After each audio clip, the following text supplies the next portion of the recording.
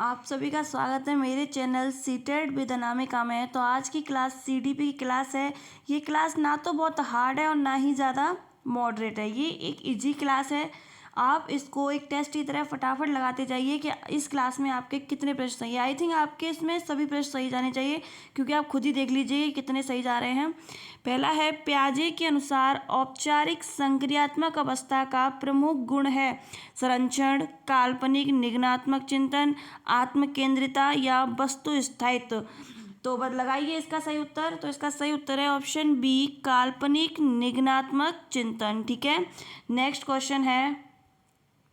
दूसरा है, वायोगॉस्की के अनुसार अधिगम का सर्वाधिक प्रभावी माध्यम है दंड, सामाजिक अंतःक्रिया, पुनरावृत्ति या अनुकरण। तो सही आंसर है ऑप्शन बी, सामाजिक अंतःक्रिया। जल्दी जल्दी देखते जाइए, बताते जाइए क्या कितने आंसर सही जा रहे हैं। आज आपके 15 में से 15 सही जाएंगे। ठीक है, अगर 15 से 15 सही जा रहे हैं तो सच में आपकी तैयारी बहुत अच्छी चल रही है, क्योंकि ये क्लास बेसिक लेवल पर बनाई गई है, एक मॉक टेस्ट की तरह। चलिए नेक्स्ट क्वेश्चन देखते हैं। क्वेश्चन है, इसके फोल्डिंग की अवधारणा किससे संबंधित है? पियाजे, ब्रूनर, थॉर्नडाइक या गिलफोर्ड। तो सही आंसर हो जाएगा ऑप्शन बी, ब्रूनर से। ठीक है, नेक्स्ट क्वेश्चन है, निम्न में से कौन सा निर्माणवादी शिक्षण का उदाहरण है? केवल व्याख्यान देना, रटने पर बल देना, समस्या समाधान आधारित गतिविधियां या केवल नोट्स लिखना। जल्दी जल्दी कमेंट करके उत्तर बताइए क्या हो जाएगा इसका आंसर। तो इसका आंसर हो जाएगा ऑप्शन सी, समस्या समाधान आधारित गतिविधियां। इस क्लास से आपको ये पता चलेगा कि आपके कितने प्रश्न सही जा रहे हैं, आपकी सीडीपी की तैयारी कैसी चल रही है, क्योंकि ये बेसिक लेवल के प्रश्न हैं। आई थिंक ये आपके सभी सही जाने चाहिए। नेक्स्ट क्वेश्चन नंबर 5, कोहल वर्ग के अनुसार नैतिक विकास का सर्वोच्च स्तर है पूर्व परंपरागत, परंपरागत, उत्तर परंपरागत या नैतिक यथार्थवाद। तो बताइए। तो इसका सही आंसर है ऑप्शन सी, उत्तर परंपरागत। ठीक है, नेक्स्ट क्वेश्चन है, गार्डनर के बहुबुद्धि सिद्धांत में कौन सी बुद्धि शामिल नहीं है? भाषिक, तार्किक, गणितीय, आध्यात्मिक या सांगीतिक। बताइए कौन सी बुद्धि शामिल नहीं है गार्डनर के बहुबुद्धि सिद्धांत में। तो ऑप्शन सी हो जाएगा सही आंसर, आध्यात्मिक बुद्धि शामिल नहीं है। नेक्स्ट क्वेश्चन 7, निकट्स विकास का क्षेत्र ZPD किसने दिया? स्किनर, वायोगॉस्की, फ्राइड या पॉवलव ने। तो हमारा सही आंसर है ऑप्शन बी, वायोगॉस्की ने। ठीक है, निकट्स विकास का क्षेत्र ZPD किसने दिया है? वायोगॉस्की ने। अच्छा प्रश्न, याद रखिएगा। नेक्स्ट क्वेश्चन, 8वां प्रश्न है, समावेशी कक्षा में शिक्षक का सर्वोत्तम कार्य है सभी को समान कार्य देना, व्यक्तिगत आवश्यकताओं के अनुसार शिक्षण करना, केवल प्रतिभाशाली बच्चों पर ध्यान देना या कमजोर बच्चों को अलग बैठाना। तो बताएंगे कि समावेशी कक्षा में शिक्षक का सर्वोत्तम कार्य क्या है।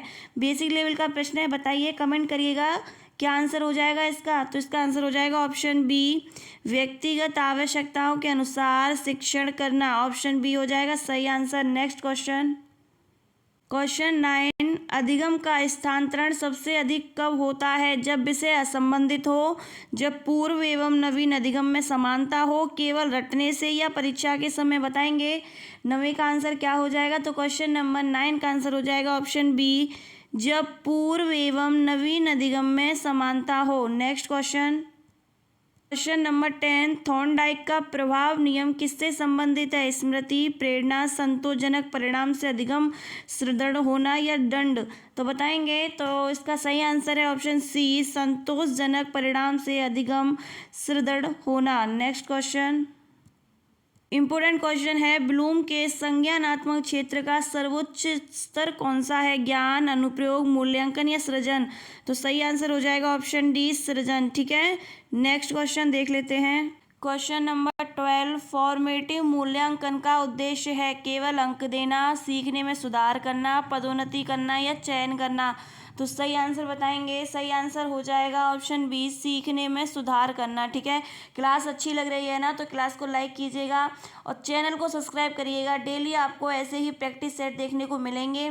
और काफ़ी अच्छे अच्छे और महत्वपूर्ण क्वेश्चन देखने को मिलेंगे। तो चैनल को सब्सक्राइब करें, क्लास को लाइक करें और क्लास को शेयर करना ना भूलें।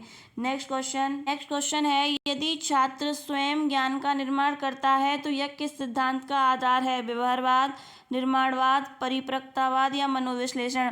यदि छात्र स्वयं ज्ञान का निर्माण करता है, यदि यानी कि वो खुद ही ज्ञान का निर्माण करता है, तो ये किस सिद्धांत पर आधारित है? तो इसका सही आंसर हो जाएगा ऑप्शन बी, निर्माणवाद। ठीक है, नेक्स्ट क्वेश्चन इंपॉर्टेंट प्रश्न है, सीखने की तत्परता का नियम किसने दिया? थॉर्नडाइक, स्किनर, बंडूरा या कोहलर। तो इसका सही आंसर हो जाएगा ऑप्शन ए, थॉर्नडाइक ने। ठीक है, सीखने की तत्परता के नियम दिए थे थॉर्नडाइक ने। नेक्स्ट क्वेश्चन नंबर 15, बंडूरा का सिद्धांत मुख्यतः किस पर आधारित है? तो अब तक आपके कितने प्रश्न सही गए हैं? आई होप सभी सही जाने चाहिए। कोई बात नहीं, यदि यहाँ पर गलती होती है तो कोई बात नहीं है, यहाँ की गलती सुधार लेंगे, लेकिन पेपर में हमें कोई भी गलती नहीं करनी है। ऑप्शन ए, अंतर्दृष्टि, प्रेक्षणात्मक अधिगम, शास्त्रीय अनुबंधन या परिपक्वता। तो इसका सही आंसर बताइए।